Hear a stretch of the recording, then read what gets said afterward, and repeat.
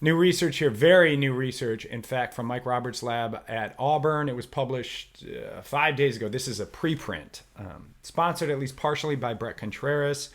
The PI on this was Daniel Plotkin, who's a PhD student under Mike Roberts.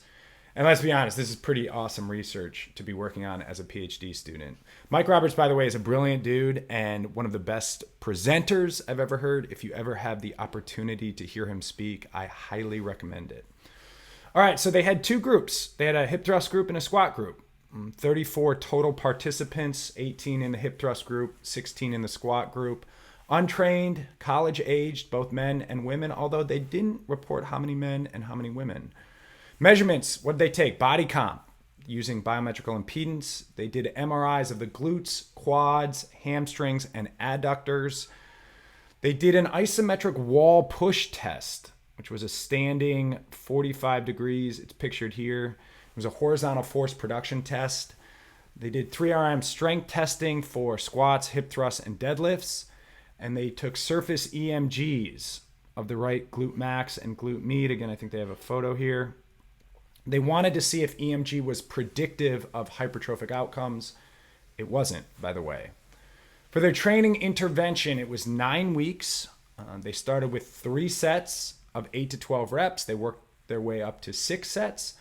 Load was adjusted to keep participants within their prescribed rep ranges, which is pretty standard protocol for strength programming. It's interesting to note, for their training, they squatted to the lowest depth achievable, but for the strength testing, they standardized it to femur parallel to the floor. So slightly different decisions there between training and testing. Primary conclusions, glute hypertrophy was similar between the squat group and the hip thrust group. Pretty interesting. Even Contreras said he was surprised. He thought the hip thrust group was going to blow him out of the water. Quad and adductor hypertrophy was superior in the squat group. Not much of a surprise there. We don't get much quad and adductors with hip thrusts, at least compared to heavy squats.